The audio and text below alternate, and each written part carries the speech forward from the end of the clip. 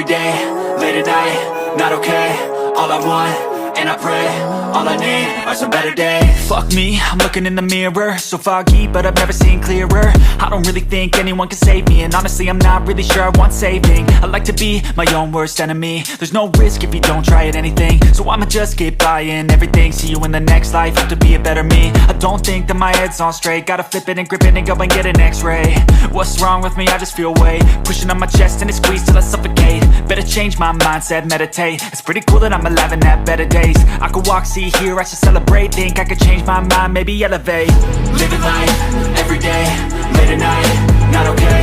All I want, and I pray, all I need are some better days.